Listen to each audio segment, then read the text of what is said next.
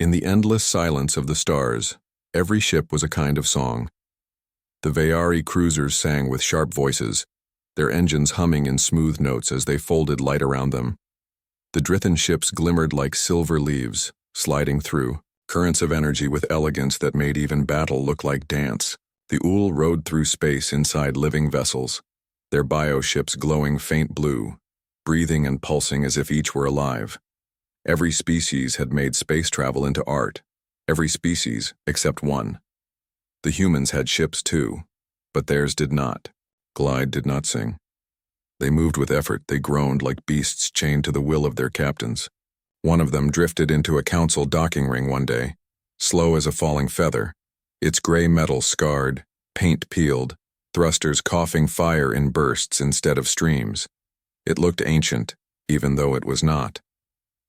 The aliens gathered at the ports to watch. Watching the humans arrive had become a kind of quiet amusement among them. One Drithan officer, his crystal-like skin catching the light, whispered with a cruel smile, "Graves with engines." Another, a Zarethi pilot whose kind flew ships faster than thought, laughed openly. "They must measure their speed in centuries. I've seen cargo drones with more grace." The human crew stepped off their vessel and onto the shining platforms of the council station. They carried themselves with calm dignity, but even the calmest of them could hear the laughter in the shadows. They knew they were mocked, but they never argued. They never defended themselves. They only bowed their heads politely, traded supplies, and returned to their ships. The truth was, humans had entered the galaxy late. Their technology was raw, their engines heavy, their designs clumsy. Where other ships sliced through the void like needles, human ships dragged themselves forward with brute force reactors and ancient mathematics. The galaxy had not been cruel at first. At the beginning, many had tried to help them, offering advice, showing them cleaner methods, smoother drives. But humans had shaken their heads gently. "This is what we know," they always said, and they kept flying their iron coffins, slow and stubborn. Soon the kindness of other races turned to ridicule, and ridicule turned to tradition.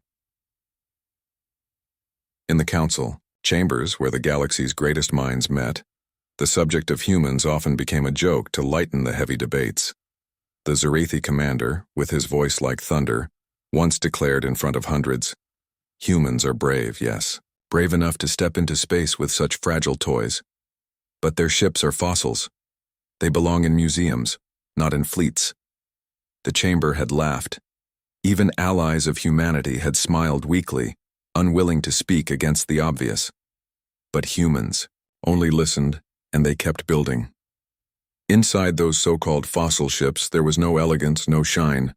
Instead, there was a kind of warmth, an almost human clumsiness. Pipes hissed with steam, walls shook when the engines roared. The smell of oil and iron never left the air. Crew members strapped themselves into seats as if they were mounting. Beasts, and every jump through faster than light space rattled bones and threatened to tear hulls apart.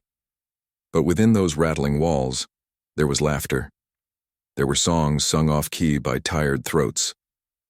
There were photos taped to consoles, names carved into bulkheads, and hands that worked together, scarred but steady. The ships might have been mocked by the galaxy, but to the humans, they were home. And yet, in every corridor of those vessels, in every hidden compartment of the engine rooms, there was a quiet, unspoken truth. Humans were not racing anyone. They had never tried to outshine the Vayari, never sought to match the Drithan in beauty, nor the Ul in living wonder. While the galaxy saw weakness, humans saw something else. They were not building ships to impress. They were building ships to endure. And though the galaxy could not know it yet, though laughter still followed them wherever they went, humanity carried within those slow, clumsy vessels the kind of strength that could change everything. The kind of strength that would, one day, tear space itself in half. In the shining halls of the Galactic Council, walls of crystal and light stretched into the sky. Delegates from 100 species gathered there, their voices blending like storms, their arguments sharp as blades. It was the place where laws were written, where wars were ended, and where empires boasted of their power. And in those halls, the humans always sat at the very edge. Their seats were small, their names spoken rarely. When they did speak, their voices were often drowned out by louder, older civilizations. And when their turn ended, whispers followed them like shadows. One afternoon, in the middle of a heated debate about the threat of piracy near the trade, routes the subject drifted, as it always did, to the humans. A Zarethi commander leaned forward, his scaled body glittering like steel under the chamber lights. His voice was thick and sharp, carrying across the floor. Perhaps, he said, the humans could assist. After all, their ships are so slow, even the pirates would die of boredom before being caught. The chamber erupted with laughter. Even some of those who claimed to be friends of the humans chuckled softly, lowering their eyes. The human delegate, an older woman with tired eyes, did not laugh. She only folded her hands, waiting for the noise to die down. She could feel her cheeks burn, but she said nothing. This was not the first time. It was not the last. The Drithen, proud of their shining silver crafts, often compared human vessels to stones rolling uphill. The Ul, whose ships lived and breathed, called them dead coffins. Even the smaller races who had once struggled to make their own first steps into space now looked down on humanity. It had become tradition to mock them, not out of true hatred but out of habit, like telling an old joke that everyone expected to hear, and yet each time the sting was real. The strangest thing, however, was this. The humans never fought back. They did not raise their voices. They did not insult in return. They listened, they smiled, and they continued their work. In the privacy of their quarters, though, the weight of those words settled heavy. Crew members spoke quietly to one another. Some asked why they were even part of the council at all, if they were only going to be laughed at. Others wondered if humanity would always be small, always crawling behind. But their leaders answered the same way every time. We are not here to race them. We are here to learn, to grow, to prepare. Preparation. That word was almost meaningless. To the galaxy, which moved fast and demanded faster. To the others, strength meant beauty, speed, power that could be seen. But to humans, strength was something else. It was patience.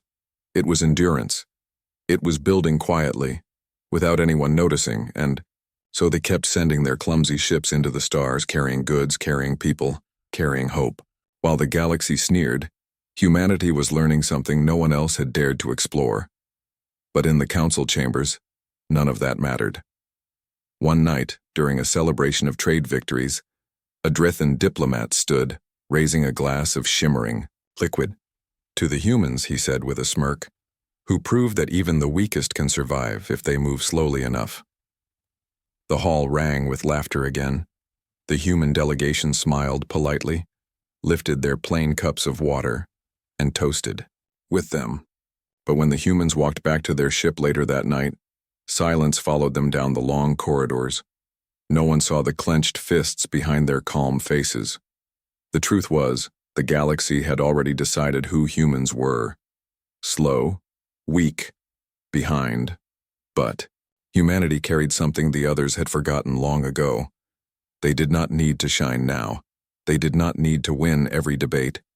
Because when the true storm came, and deep inside, they knew it would, humans would not be measured by speed or by elegance. They would be measured by what they had been preparing for all along. For centuries, the galaxy had lived in a strange kind of peace. Old wars were remembered only in archives, and most civilizations had grown comfortable, proud, of their shining fleets and glittering worlds. The council debated trade, treaties, and the balance of power. But no one thought much about survival. Then the sky tore open. On the edge of known space, where stars burned dim and quiet, a rift appeared. It was no ordinary storm of gravity or solar fire. It was a wound in reality itself, black and endless, from which poured the Vaethra swarm. No one knew where they came from. No one knew what they wanted. At first, there was hope they might be reasoned with. But the hope lasted only as long as the first message sent toward them. The swarm answered not with words but with fire. They did not take prisoners, they did not trade, they did not speak. they consumed. The first world to fall was Reestel, a colony of green valleys and glass cities. Its defense fleet rose proudly. To meet the threat, 100 ships lined in glittering formation. Within an hour, all were gone. The sky rained debris, the cities burned, and the swarm feasted on what remained. News spread like lightning through the stars. Fear followed. The Drythans sent their silver fleets, wings of shining light that had once humbled pirates and raiders. But the swarm was not pirates. The silver ships danced and twisted in elegant arcs, but elegance meant nothing against the endless tide. They were drowned, broken, scattered like dust in a storm. The Zurethi roared into battle next, their warships faster than lightning, each one a spear of metal and fire. For a moment, the galaxy believed they might succeed. They cut through the swarm in great burning lines, destroying hundreds, perhaps thousands. But the swarm did not end. It did not retreat. For every enemy burned, 10 more arrived from the rift. The Zurethi fell, their proud ships snapping in two, their commanders' voices silenced mid-battle cry. The Ul tried last. Their living ships swam through the void, glowing with bioluminescence, firing streams of energy grown from the heart of stars. But the swarm devoured even them, living vessels torn apart, their glowing organs scattered across the dark. The Ul wept for their ships as if they were children, and still the swarm came. Soon there was no more talk of elegance, no more talk of speed. The great empires that had once laughed in the council were now silent, their fleets shattered, their proud banners burned. Refugees fled in every direction, filling stations and colonies with desperate cries. Council chambers, that once rang with jokes, now echoed only with arguments and fear. Who would be next? Which world would burn tomorrow? No one had an answer. The humans watched quietly. From their slow, clumsy vessels, they listened to the reports. They saw the maps of spreading fire. They heard the voices of terrified refugees, and though fear gripped them as it gripped everyone, something else moved in their hearts too. They had known mockery. They had known what it was to be called weak, fragile, behind. And so, when they looked at the swarm, they did not see an enemy to laugh at. They saw an enemy to endure. Still, even among the humans, there were doubts. What could their slow ships do where the strongest fleets had failed? What hope was there in iron coffins against a sea of fire? But their captains gave only one answer: we will not run from this. The swarm spread closer each day, burning worlds, breaking fleets, unstoppable. And though the galaxy trembled, though the halls of power shook with fear, something unseen was quietly stirring. Because the humans were not preparing to race the swarm. They were preparing to meet it. And deep inside their slow ships, engines, that had once been mocked began to hum with a different kind of purpose. The galaxy had not yet learned it, but the tide of war was turning. The council system had never known fear. For 1,000 years, its worlds had been safe at the heart of the galaxy. The great fleets gathered there, the strongest defenses, the most advanced weapons. To live under the light of the council was to live under protection. But now, protection was gone. The Vaethra swarm had carved its way across the stars, unstoppable. The proud Drythan fleets were shattered. The Zurethi warships were nothing but wreckage drifting through ruined skies. Even the living vessels of the Ul had been broken, their glowing remains swallowed in silence. And now the swarm was here. From the windows of the council chambers, delegates looked upward and saw the shadow. An endless tide of black vessels, sharp as teeth blotting out the stars.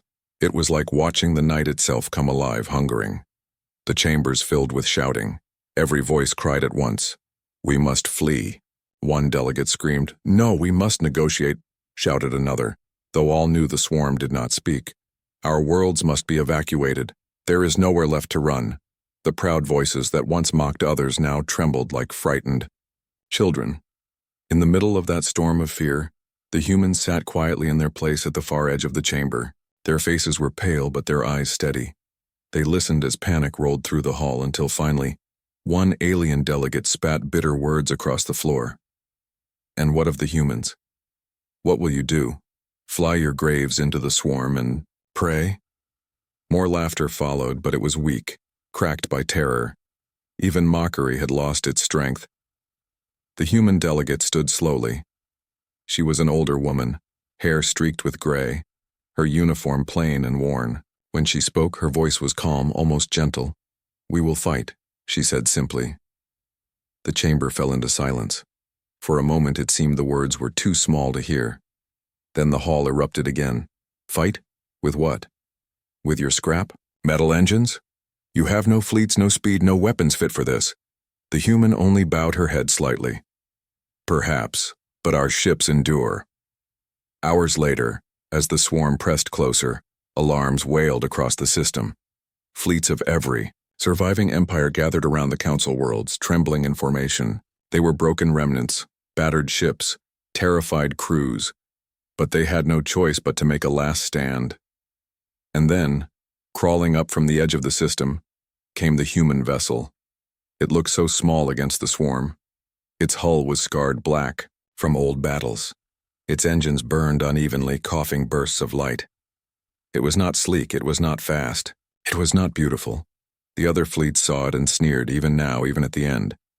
"This?" a Drithan commander muttered. "This is their answer?" But the humans did not answer. Their ship took its place in the center of the defense line, a lone shadow against the sea of darkness. Inside its walls, the crew strapped themselves in. They moved with quiet purpose, hands steady even as their hearts pounded. They knew they were outnumbered. They knew they might not return. But none of them spoke of surrender. The swarm arrived like a wave of fire. The first lines of defense shattered within minutes. Alien ships screamed across comms as their hulls broke, as engines died, as worlds began to burn. The council, watching from the surface, trembled, and in the chaos, one voice cut through the static. A human captain's voice, calm and steady, carried across every channel. "We were never racing you." The words seemed meaningless at first, but then the human ship's engines flared, brighter, louder, angrier than ever before. The slow vessel that had once been mocked groaned like a beast waking from its cage, and for the first time, the galaxy began to realize the humans had not been building ships to win races, they had been building them for this. The last stand had begun. For ages, the galaxy had called human ships clumsy, ugly, and weak. Their engines were loud and crude, their jumps through faster than light space rough and dangerous. The other races pitied them at first, then mocked them when pity turned stale. But what the galaxy never understood was this: humanity had never wanted elegance, they had wanted endurance. When the swarm bore down on the council system, the humans did not panic. Their ship was slow, yes, but slow in the way of a mountain or a storm. Its heart was not delicate like the crystal sails of the Drithan.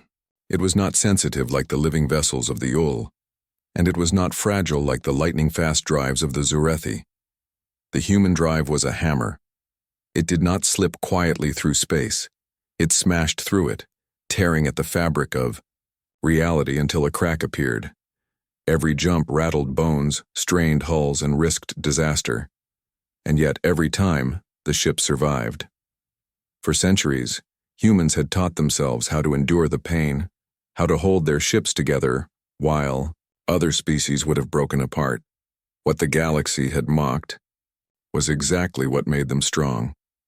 In the command chamber of the human vessel, the crew sat strapped tightly into their stations.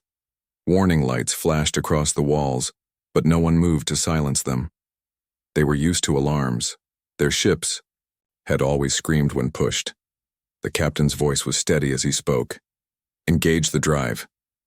The engineer swallowed hard, fingers trembling for only a moment before steadying. "Aye, Captain. Drive at maximum burn." The engines roared. The whole ship shook violently as though it were tearing itself apart. Metal groaned, panels rattled, and the crew felt the crushing weight of impossible forces pressing against their chests. For anyone else, it would have been unbearable. For humans, it was simply another day in the void. Outside, the swarm advanced, endless and hungry. Alien commanders screamed across comms, ordering retreats, begging for strategies. But their voices faltered when they saw what the human vessel was doing. It was not running. It was not fleeing. It was breaking reality open. The human drive strained so hard that the air around the ship shimmered. Space itself seemed to bend, pulling at the edges of the vessel like a tide. Energy bled from the cracks in reality, white fire spilling out as if the universe itself was beginning to scream. In the council chambers, the delegates stared at their screens in disbelief. "What are they doing?" one whispered. "They'll destroy themselves," cried another. "They'll destroy us all." But no one could look away. The slow ship, mocked for centuries, was pushing its engine far past safety, far past sanity. It was doing something no other ship in the galaxy had ever dared to try. For where others had built fragile beauty, humans had built something ugly and brutal. And ugly, brutal things could be pushed to the breaking point.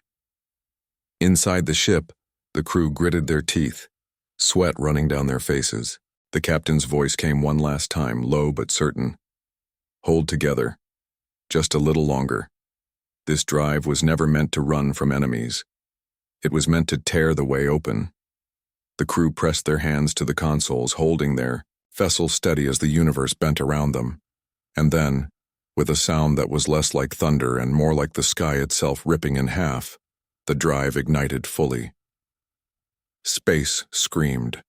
A wound opened across the stars, vast and blazing, wider than anything the galaxy had ever seen. It was not a gate, not a tunnel, not a clean passage. It was a fracture, a raw and jagged tear in the skin of reality itself. The swarm, endless and blind in its hunger, surged forward straight into the wound, and for the first time since it had appeared, the swarm did not advance. It was caught. The humans had revealed their secret. Their ships had never been built for speed. They had been built to endure forces no one else dared to face, so that when the moment came, they could break space itself wide open. And in that moment, the galaxy began to understand. The slow ship was not slow at all. It was the only vessel that could tear reality in half. The human vessel was screaming. Every bolt, every plate of metal, every wire in its frame shook with unbearable strain. The ship was not gliding, it was ripping itself apart. The engines burned so bright that whole sections of the hull glowed red, then white, as if the vessel had become a star in its own right. Inside, the crew held fast. Strapped into their seats, hands gripping rails, they felt the crushing weight of impossible gravity pressing against them. Bones rattled, lungs strained. The human heart, stubborn as always, beat harder.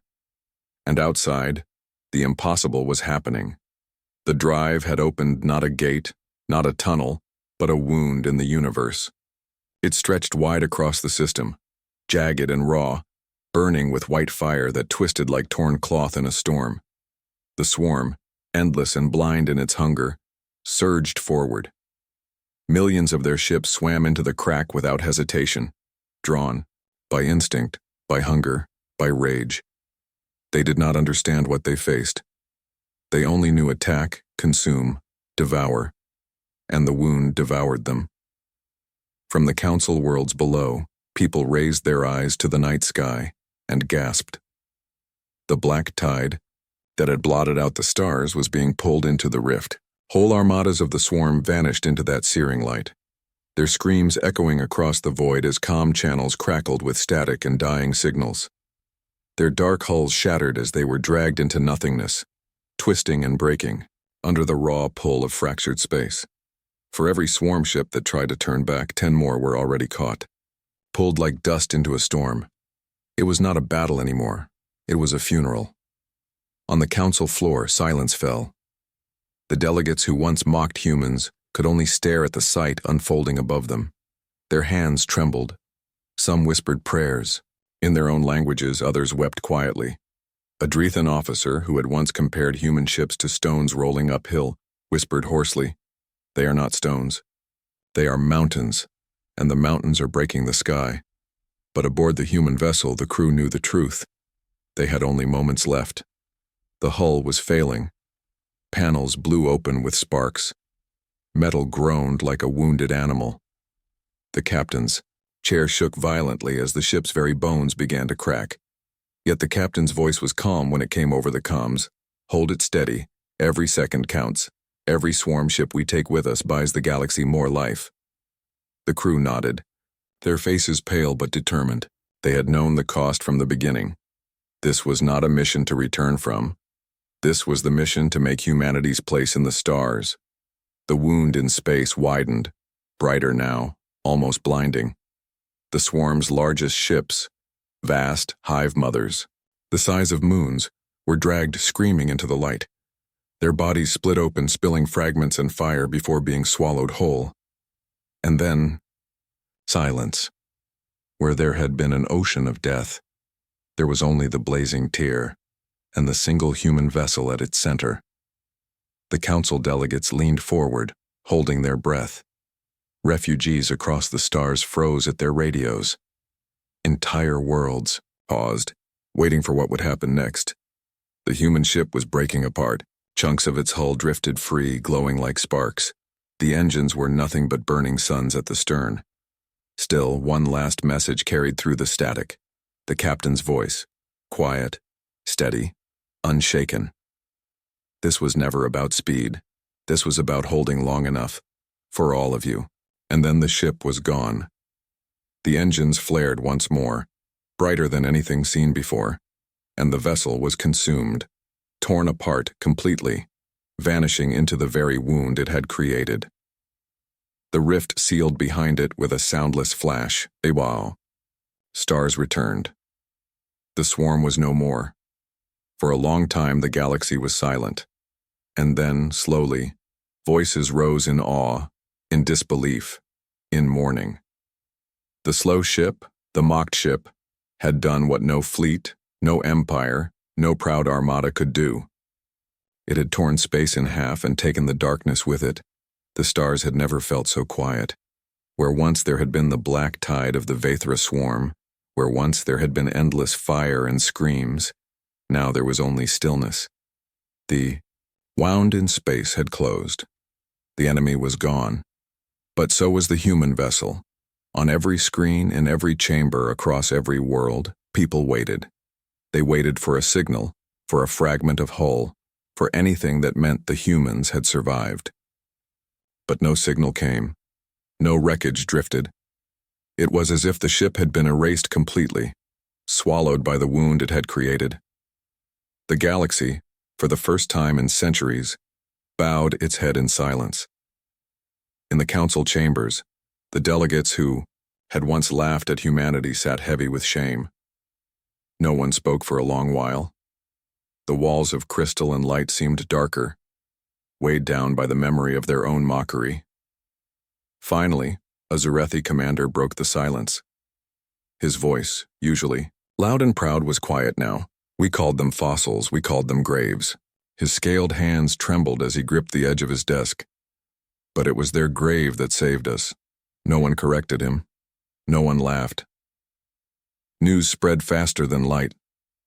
Across the galaxy, stories were told of the ship that had stood when all others had fallen, of the crew who had chosen to endure when everyone else had despaired. Refugees whispered their names to their children, though most did not know the names at all. They only knew the humans. And for the first time, that word was spoken not with scorn, but with reverence. On distant worlds, monuments began to rise, not of gold or crystal, but of stone and iron, built to look like the ships humanity had flown.